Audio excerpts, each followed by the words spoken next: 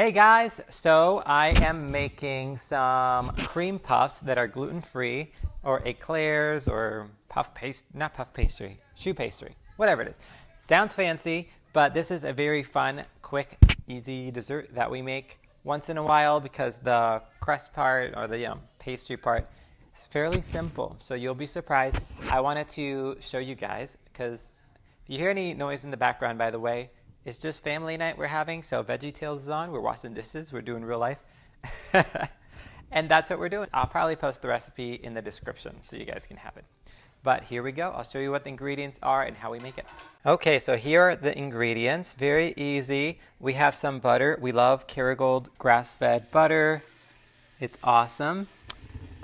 We get some good quality sea salt. We use organic, I don't know if this one is organic. The brown rice flour by Bob's Red Mill, arrowroot powder, and this is just water. It's a cup of water. 3/4 cup of brown rice flour, and 1/4 cup of arrowroot. That is literally it. And then we add the butter. I don't remember the measurement, but I'll pop it up on the screen of these two, and then the egg. So mix all this first, heat it up, and then we turn off the pan and then put the eggs in one at a time. It's 4 eggs total. I'll show you that over here at the stove so that you guys can see it. All right, guys, so here I have a cup of water. You saw me put the butter in, so I have about, it's 1/2 cup of butter, and I'll put the measurements in the description, but I'm just telling you now. And then 1/2 teaspoon of sea salt in here. So right now, I'm just waiting for that water, butter, salt mixture, the butter to melt, and all of it to get really friendly and all together. And then what we're going to do next, before I move on, make sure that you have your oven preheated to 425. Also, make sure that you have a baking sheet that is lined with parchment, that it's ready. So this recipe goes pretty quick. It's very easy. It sounds fancy. You can really impress some people with it, but make sure to have everything pre-prepped. So your flour pre-measured, make sure to have the eggs ready to go, and then also make sure to have the oven preheated and then have your lined baking sheet. And I'll show you what's next. Okay, so here I have my butter, water, and salt mixture. The butter's almost melted. I got a little chunk here that needs to melt yet. And excuse the stove all around it if it's messy. We cook a lot, so that's real life. So right here, I'm just going to wait for this to, I don't really want it to fully boil, so if you see really crazy bubbles like that, you can turn the heat down a little bit. You don't want this to be so scorching hot that it'll activate that arrowroot powder really fast. All right, so this is a little more boiling than I normally do it, but it's fine. It'll be fine.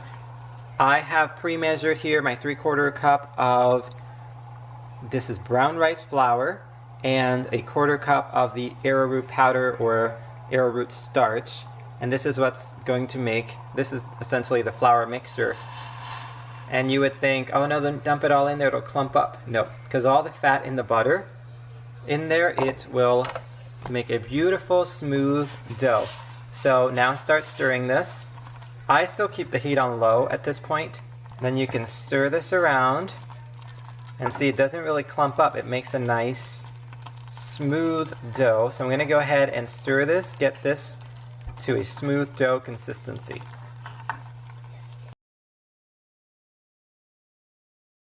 Okay guys, so this is what you want the dough to look like. A nice smooth paste. Like that. It should not be shiny. If it is shiny, that means the butter has not fully absorbed. So what you want to do is add like a teaspoon to 2 teaspoons more of brown rice flour, if you have it like that. That'll help absorb the extra butter. Again, I turned off the heat. Now it's time to add the eggs one by one. Now I got here 4 eggs cracked in a separate bowl, and we're going to add one at a time. Go ahead and add all that there. Going to add 1, and then I'm going to go ahead and mix that in one at a time.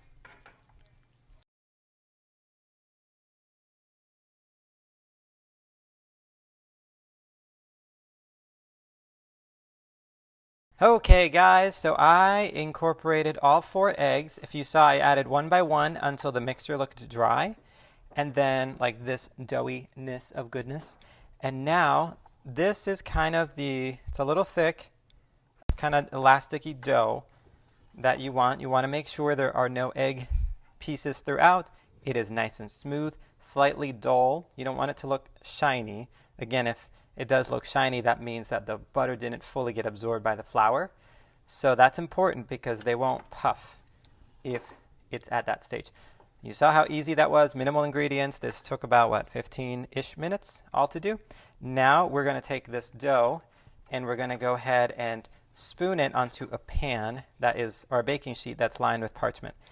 You can scoop this multiple ways. I'm just going to do it informally today and literally just take my spoon, scoop it onto the pan. But you can also do it fancy. You can pipe it into different shapes, like eclair shapes. You can take a cookie scoop and scoop it out into smaller pieces that puff up. Today, I'm just going to make kind of medium-sized ones.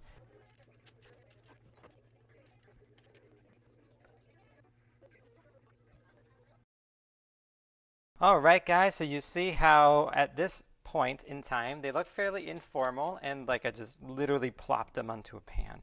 So you're going to think like, what is he thinking? Isn't he crazy?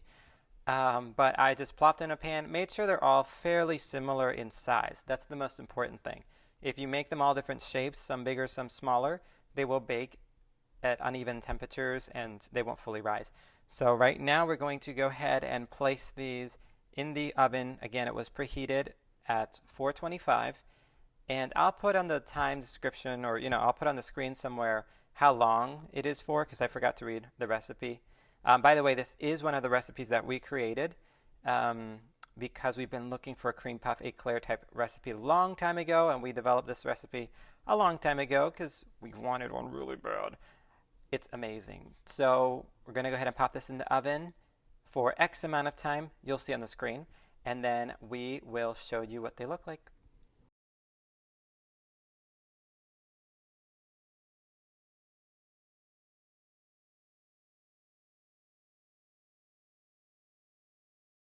Hey guys, so I decided I'm going to make a quick Boston cream Boston cream pie filling, that custardy kind of really good filling. So in here, I can put the recipe also in the description. You can also fill them. We do with whipped cream also. So I take some grass-fed heavy cream, like a splash of maple syrup, a splash of vanilla, and then you whip it up. We always make it homemade because it's so much better. And there's really no clean whipped cream that we can find out there. So I'll put the ingredients here, but you can use 1.5 cups of any milk that you want. We decided to use macadamia milk instead of the heavy cream. We created this recipe also for the filling, and originally I made it with organic heavy cream, which is super good, very decadent, very true to the Boston cream filling. However, I've been avoiding dairy for a while just to keep the inflammation low. So I used macadamia milk. It'll be still extremely good. Also, if you're dairy sensitive, you can use any plant milk or whatever you want. Any milk substitute. Almond milk, we're using macadamia milk today, but you can use almond milk, coconut milk. Coconut milk, I do find that it'll leave a kind of coconutty taste. If you like that, go for it. But if you want to keep it more of a vanilla, custardy type flavor, go for the more plain milks. But yeah, essentially I dump all the ingredients in. I'm going to have this pretty much the heat on low. And then I'm going to whisk this. And again, I'll put the ingredients in the description. I'm going to whisk it until it starts to thicken up and look like a custardy cream. And I'll show you that process when it's all done. Okay guys, so this cream is thickening up little by little. I have it on a low heat. You can tell the consistency is getting thicker. But I had to put that on hold because cream puffs are ready. Okay, so I had them on 425. I have a knife for a reason. I had them on 425 for about exactly 23 minutes. Bake time is 20 to 30 minutes, but your oven may be different. So I would make sure that you watch them. I would time it for 20 minutes and then check them and then go from there. So we can go ahead and check. Oh, before I do that, I need to grab a hot pad. Hello. Okay, so I got my hot pad ready. Are you guys ready to see these beauties? Ta-da! Look how big they got. This one grew into the other, but who cares? They're huge. They're beautiful. Excuse my knife that I'm pointing at you. The knife right now, so what we're going to do, this is fully baked. We're going to poke them. You hear that? They're nice and hard. So we're going to poke them, and the reason we poke them is because right now this is a hollow shell. Poking holes so that it can let the steam out, so that the inside dries out and gets nice and hard also. So now I just poked holes everywhere, no rhyme or reason. Now we're going to turn off the oven, and we're going to stick them back in the oven with the oven turned off 15 to 20 more minutes just to let these dry out. They will cook a little further, crisp up a little more, and then we can put the filling in, and then we also put chocolate on top. Here it looks fairly thin, and that's okay. It's going to look a little like this, runny, puddingy kind of texture here. If I were to run my finger on the back of the spoon, it is too hot to do that, plus I'm holding the camera. But if I were to do that, it would leave a line. That's where you want it. So this is done. I'm going to move and transfer this cream to a bowl, and I'll show you that. Okay, so here you can see more of that texture. Lovely, lovely texture. It is semi-thick, but kind of runny at the same time. But as this cools down, it will thicken up even more. So right now I'm going to cover this up with plastic. You can have the plastic come up right to the level of so touching the actual cream. That way it doesn't form a skin. And then we're going to cool this down. You can put it in the fridge. Or what I'm going to do is I'm going to put mine in the freezer so that it cools down faster. Because the cream puffs are going to be ready in 10 or so minutes. So I don't want to wait. I'll see you when they're all ready. Okay guys, so I'm actually going to melt some Lily's chocolate chips. I'll show you what those look like right there. So we use the Lily's. These are sweetened with stevia. They're not made with sugar or anything like that. So I'm going to use the Lily's chocolate chips, and then I'm going to use a little bit, like a teaspoon if that, of organic coconut oil in there. It'll help this loosen up, melt, and not burn. So I don't really have a measurement for this. I'll put these in the pot and I'll show you kind of what the ratio, but honestly just melt however much chocolate you want. We just put some on top of each eclair, but I'll show you that in a second. All right guys, so we are all done. It's assembly time. I got the cream here, the, well, eclairs, I guess, choux pastry. I cut one in half here so you can see they make like a little, almost like a pita, right? They're hollow on the inside so that you can fill them. So you can fill these multiple ways. You can take like a plastic bag and fill it up with the cream and cut a hole in it and just poke it in the whole thing, and then you can fill it up. That way, or for ease today, I'm just cutting mine in half, and then I'm just going to fill up this half here right there with that cream. Now, when you fully cool this down, this cream will get fairly thick, like scoopable thick. This is still kind of runny because I was impatient and I didn't want to wait. And it's getting late. We want to eat this, rest, and then get ready for bed. So I don't want it to take forever. But I did have it in the freezer. It cooled down faster. Ideally, if you make this ahead of time, have the cream done, then it's easy. Or you can just make whipped cream, or you can do what Dr. Holly does. She just likes to eat these just dipped in chocolate. So I fill them, and then I cover them with chocolate. And I have the chocolate right here. You can see this is the kind of texture. I got some chocolate on my finger. So I will show you these filled, because I can't do that all with one hand, covered in chocolate, and then we will go from there. Okay, so this is what they look like. Remember I mentioned the cream was a little runny because I didn't let it cool down fully because I was being impatient. I just wanted to eat. But look how beautiful they look, how fancy, seemingly fancy they look, and they are delicious.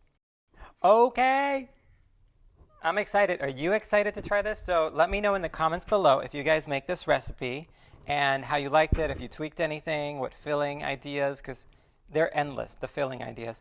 Also, there's no sugar in the actual shell part, so we've used that as a savory thing. So like using it for a breakfast, like an egg and some like turkey or something in there, works great for breakfast. So before I try this, I did forget to mention at the beginning, my name is Sebastian, by the way, if you're new to our channel. My wife, Dr. Holly, and I own Set Apart Health and Set Apart Farm and Gardens. So she is a doctor of chiropractic, and we do functional medicine and stuff at the office, and we also own a nursery. So we love all things plants, health, healthy recipes, and also DIY stuff. And that's what we share here on our channel. I'm going to take a bite of this recipe that we made. Let me show you. Okay. Oh, it is good. Dr. Holly said in the background, it's like, they're so good. I'm like, I mean, not to toot my own horn, but toot. Okay. Well, I'm going to eat this, enjoy it, get some fun family time and stuff. We hope you guys enjoyed this video. Let us know in the comments again if you tried it, and we will see you on the next one. Bye.